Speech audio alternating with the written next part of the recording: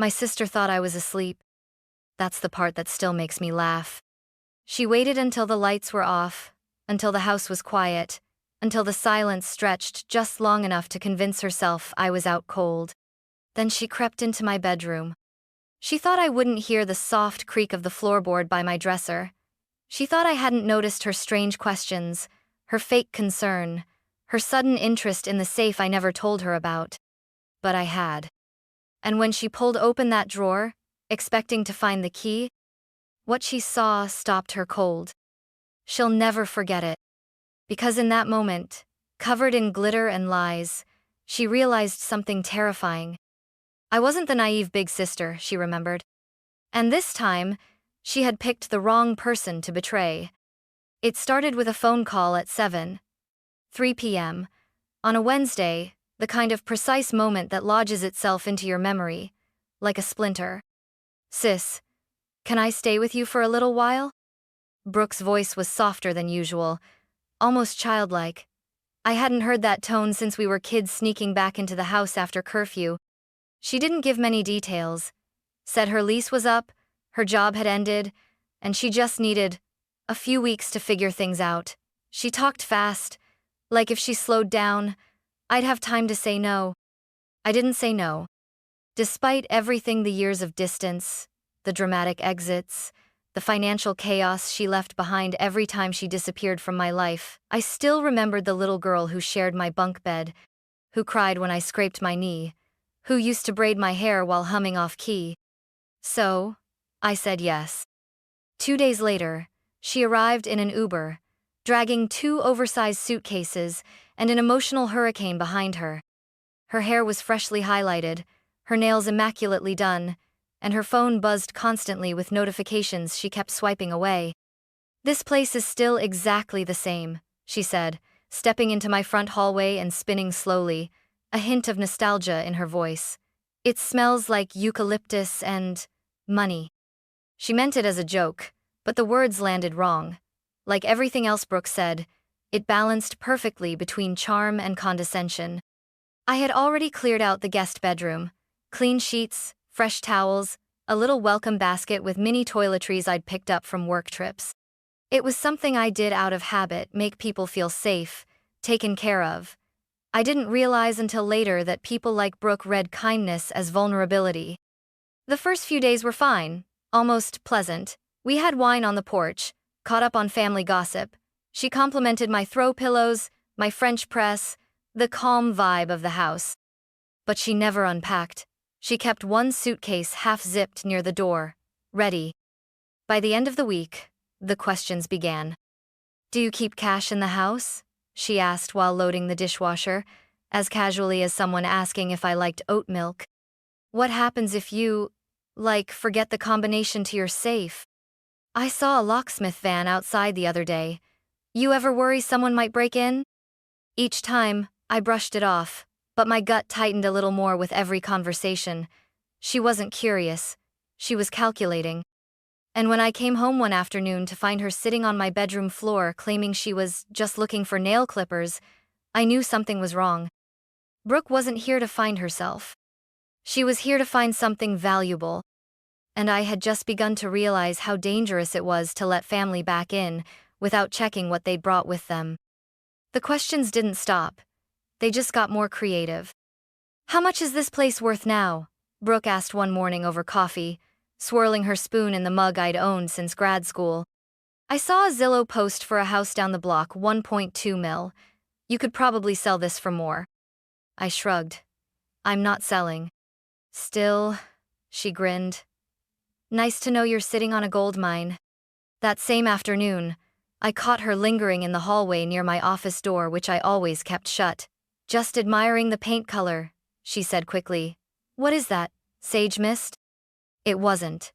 It was called storm distance, and I picked it because it reminded me of calm, just before something breaks. By the end of her second week, I had a running tally in my head. 5 casual comments about money. 3 accidental door openings. 2 fake errands that ended with her returning from nowhere in particular.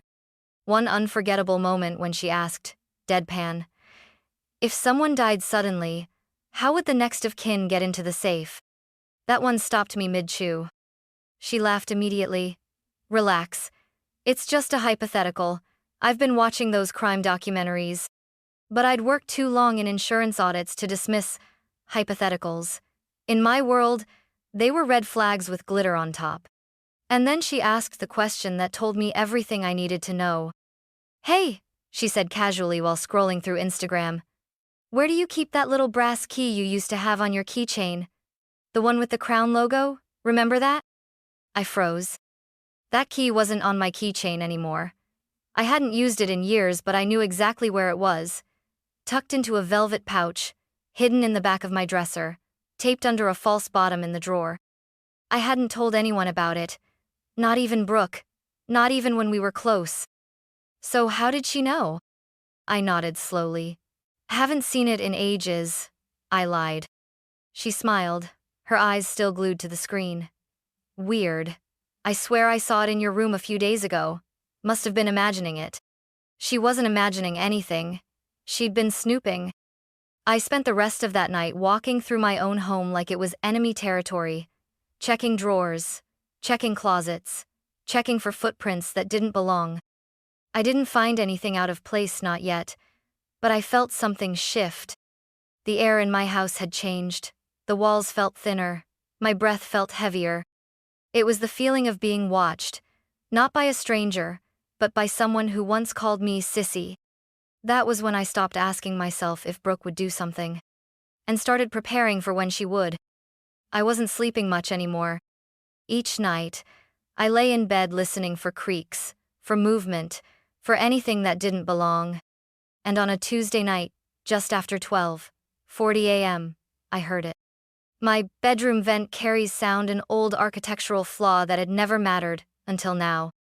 That night, it carried a voice. Brooke's. She was downstairs, pacing softly across the hardwood floor. I could tell by the rhythm of her steps and the faint tap of her nail extensions against her phone. Then came the whisper, just loud enough, just clear enough. Yeah, she's got a safe. I saw the folder with the will and those bank slips. I sat up slowly in bed, heart pounding. She paused. No, she has no idea. She's either asleep or pretending not to care. I'll get the key tomorrow night when she's at yoga. I wasn't going to yoga tomorrow night. I reached for my phone, turned off airplane mode, and opened the voice memo app. I hit record. Brooke kept talking. I saw her tap the back of the drawer when she opened it. I think it's taped under there or something. I'll double check. But once I have that key, it's game over. There's gotta be cash, documents, jewelry. Worst case, I can sell info. Sell info? I felt a chill rise through me like a wave. Not just betrayal. Premeditated, organized, sold-for-profit betrayal. The person she was speaking to didn't say much, just occasional mms or keep it quiet. I recognized the voice though, Travis. Her on again, off again ex, the one who'd once stolen our mom's credit card and blamed it on a hacker. Give me one more day, she whispered. I'll have everything we need. Then silence. I ended the recording and slipped the phone under my pillow. I didn't move for 5 full minutes, just listened to the familiar creaks of my sister walking back upstairs, moving past my door, pausing just for a second outside my room. I kept my breathing steady, like I was asleep. The floorboard shifted. Then she walked away. I stared up at the ceiling fan, my fingers clenched around the edge of the blanket. There was no more doubt. Brooke wasn't looking for help. She was casing the house like it was a job. She saw me as an opportunity, a mark, a soft-hearted big sister with something she could steal and sell and vanish with. But she'd made one mistake. She thought I was just a desk worker with a savings account. She didn't know that half my job used to be investigating people exactly like her, people who thought they were clever, careful, invisible. People who never imagined the person they were targeting had already hit record. Tomorrow, she would look for the key. But I'd be waiting with something much better. By sunrise, the plan was forming faster than the coffee dripping into my mug. I didn't want revenge. I wanted proof. Undeniable, glittering, unforgettable proof. If Brooke wanted to play dirty, she was going to learn just how clean my traps could be. First, the key. At 5:15 a.m., before Brooke woke up, I removed the brass key from its hiding spot, carefully peeling back the tape under the drawer's false bottom. I placed it in a new location, the back of my kitchen junk drawer, underneath a tangle of rubber bands and expired coupons. A place so boring, so mundane, she'd never think to look there. Second, the bait. I created a dummy key, an old suitcase key that looked just similar enough to pass under dim light. I taped it in the exact spot the real one had been. Third, the surprise. That afternoon, while Brooke was out for a walk, which I highly suspected was code for scoping out my neighbor's security cameras, I drove to a party supply store 3 towns over. The clerk, a teenager with pink hair and zero judgment, helped me pick out a small confetti cannon and a jar of ultra-fine glitter, the kind used for crafts that never quite leaves your skin. I smiled when she rang it up. "Birthday party?" she asked. "Something like that," I said. Back home, I got to work. I hollowed out the confetti cannon, replacing the paper bits with a cocktail of silver and gold glitter. I adjusted the spring mechanism to trigger with just enough pressure, specifically, the pressure of someone reaching for the back of my drawer. Installation took precision. I nested the trap inside the second drawer of my dresser, the same drawer Brooke had already snooped in. I set the trigger just past the dummy key. Then I tested it with a wooden spoon. Boom. A glorious burst of glitter rained down like a disco storm. It sparkled in the air, on my carpet, on my shirt. I laughed, then spent 20 minutes vacuuming, satisfied. It worked. Finally, I set up the camera, a compact motion-activated one I'd had since a work trip. I positioned it between 2 books on my nightstand, angled perfectly toward the dresser, hidden in plain sight. It would catch everything: her entrance, her snooping, the glitter explosion, and hopefully, her face when she realized she'd been caught. By the time Brooke came home, humming and acting like she hadn't just plotted a heist, everything was back in place. She had no idea that the room she was about to rob had been transformed into a crime scene waiting for a headline. And I had no intention of sleeping through it. The house was dark, still, silent. Except, I wasn't sleeping. I lay in bed fully clothed beneath the covers, phone screen dimmed, eyes fixed on the vent that ran sound from the hallway. My heart beat steadily, my breath even practiced, measured. I'd done surveillance work before, though never in my own home, and never on someone who once shared my last name. 7 a.m. The floorboard creaked outside my door just once. Enough. She was here. The camera app on my phone blinked to life. The motion sensor had triggered. I watched the grainy night vision feed, my bedroom door opening slowly, soundlessly, just a few inches. Brooke's silhouette emerged, wrapped in shadows, cautious and quiet like a cat that's done this before. She paused in the doorway. I could almost hear her thoughts. Is she awake? Did she take a pill? Did she move the key? She stepped inside. My pulse slowed. Not from calm, from focus. Brooke moved with purpose. She didn't even glance at my bed. She went straight for the dresser, opened the top drawer. Then the second. Her body blocked most of the view, but I saw her posture shift, her right hand reaching toward the back. I held my breath. Click. Boom. The glitter cannon exploded with a burst that echoed like a sneeze from the universe. Silver and gold erupted in a shimmering mushroom cloud, coating her in light-reflecting chaos. Her scream was half-choked, half-feral, like a raccoon caught in a trap. I shot up in bed with practiced confusion. Brooke? What the hell? The lights came on. And there she was. Glitter clung to her eyelashes, stuck to her lips, embedded in her scalp, like 1,000 tiny stars. Her pajamas, black silk, of course, were now a disco ball of humiliation. She stood frozen beside my open drawer, holding the dummy key like it might still save her. Sis, too, thought I heard a noise, she stammered. I swung my legs over the side of the bed, squinting like someone who'd just been yanked from ambient sleep. A noise? In my dresser? She blinked rapidly, glitter flying from her lashes like weaponized confetti. Two thought someone was breaking in. I saw the door open. I raised an eyebrow. And your first instinct was to open my drawer at 2 a.m.? She opened her mouth, closed it, then opened it again. It's not what it looks like. Oh good, I said, standing. Because what it looks like is you breaking into my room to steal from me. I wouldn't. I was just. She took a step back, glitter puffing off her like fairy dust every time she moved. Just what, Brooke? I stepped closer now, calmer than I expected. Looking for aspirin? More throw pillows to admire? Maybe a spare will and power of attorney while you're at it? Her eyes narrowed. You set me up. Yes, I said plainly. I did. And I picked up my phone from the nightstand, but I'm not the one who made a midnight phone call about robbing my own sister. Brooke's mouth dropped open. You recorded me? She hissed. I pulled up the voice memo. Her voice spilled into the room in haunting stereo. She has no idea what's coming. I'll grab the key tomorrow night. We can sell the documents if nothing else. Brooke shook her head like she could unhear it. You don't understand, Sienna. I was desperate. Travis is in trouble. I owe real people money. You owe people? I repeated. So your solution was to rob me? Tears welled in her eyes, but they didn't reach her voice. You have everything. I have nothing. I have everything because I worked for it, I snapped. Because I stayed when you ran. Because I paid the bills when you disappeared. Because I grew up while you kept playing pretend. She flinched. Just slightly. Brooke, I said quietly. You didn't just try to steal my money.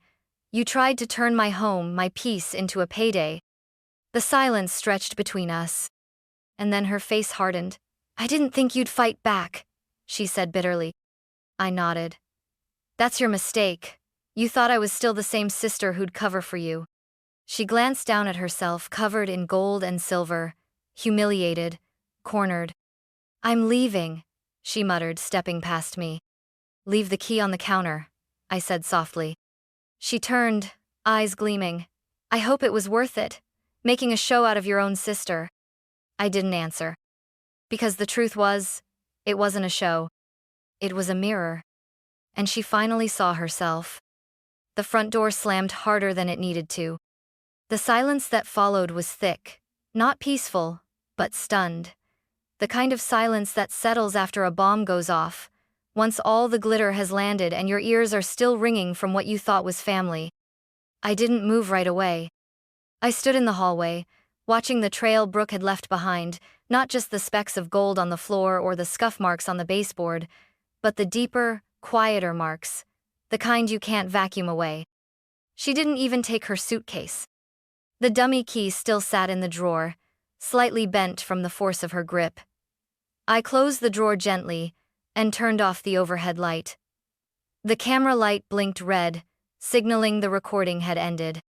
I reached over, shut it off, and slid it back into its velvet case like a surgeon finishing a clean operation.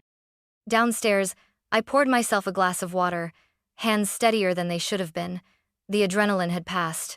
Now came something else, grief, maybe. Or the realization that I hadn't just set a trap for my sister. I'd confirmed who she really was. And worse, I'd been right to.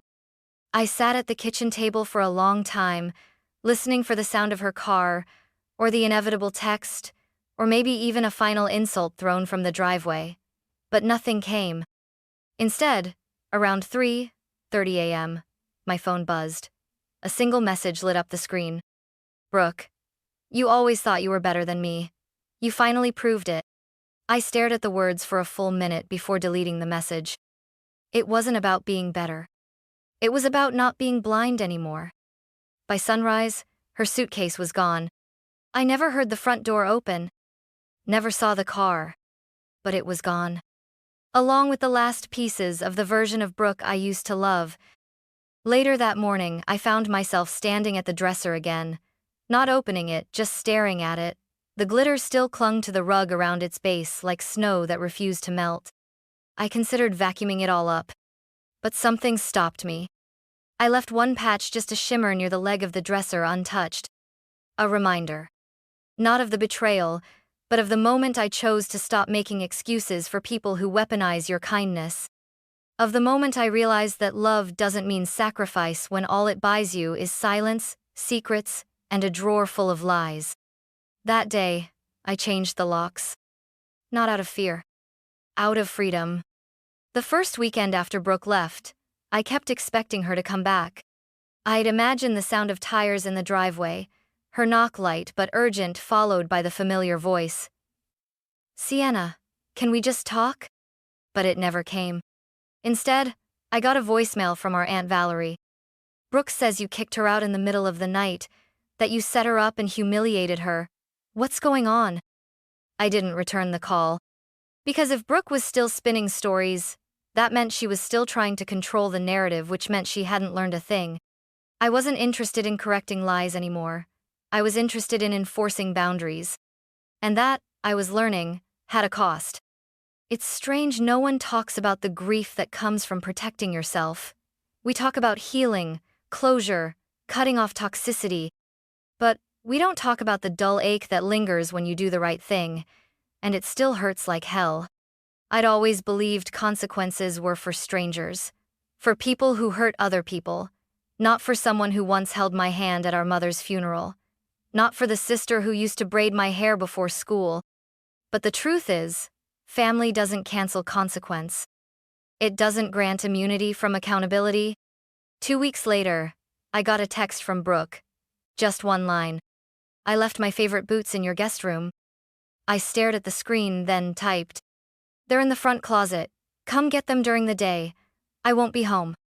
No smiley face, no warmth, no invitation for conversation, just logistics. She picked them up the next afternoon. Quietly. She didn't knock. She didn't leave a note. But the boots were gone. That was the last I saw of her. Sometimes at night, I still think about what would have happened if I hadn't set that trap. If she had found the real key. If I had woken up to an empty safe and no proof, no footage, no voice recording, just the unbearable realization that someone I loved had gutted my trust and left me with nothing but confusion. Would she have confessed? Lied? Left a sticky note saying, sorry? Or would she have looked me in the eye over breakfast and pretended like everything was fine? I try not to dwell on that too much. Because in the end, I didn't lose money. I didn't lose property. I lost a version of my sister I had invented, the version I kept clinging to long after she stopped being real.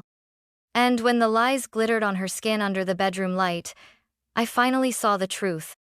Sometimes, love means giving someone every opportunity to do right. And when they don't, it means letting them face the consequences alone. 3 months later, the house finally felt quiet in the right way. No more checking the locks twice. No more vent listening. No more wondering if the questions at dinner hid something sharp underneath. Just silence. Honest silence. I'd rearranged the guest room not because I needed to erase Brooke, but because I needed to reclaim the space. New curtains, fresh bedding, a small potted plant that didn't care who had slept there before. One Saturday morning, I opened the front door and found a small envelope on the mat. No postage, just my name in Brooke's handwriting. Inside, a short note. I messed up. I know I can't take it back. I hope one day you'll remember more than just the glitter. B. I stood there for a long time, holding the note in both hands. She wasn't asking for money. She wasn't justifying anything. She wasn't even asking to come back. It wasn't a plea. It was a mirror, finally held up to herself. I didn't call her. I didn't text. I simply tucked the note into a drawer, not the one with the glitter trap, but a quiet one near the kitchen, with old photos and faded postcards. A drawer reserved for things that mattered once, and might matter again someday. Not today, but someday. These days, I wake up early and brew coffee without looking over my shoulder. I go to work, I read by the window, I laugh louder, I sleep harder. And every now and then, when sunlight hits just right, I catch a faint sparkle of glitter embedded deep in the rug by my dresser. I could clean it up. I've tried. But part of me is glad it's still there. Not as a stain, but as a signature. Proof that I saw it coming. Proof that I didn't let it destroy me. Justice doesn't always come wrapped in court cases or apologies.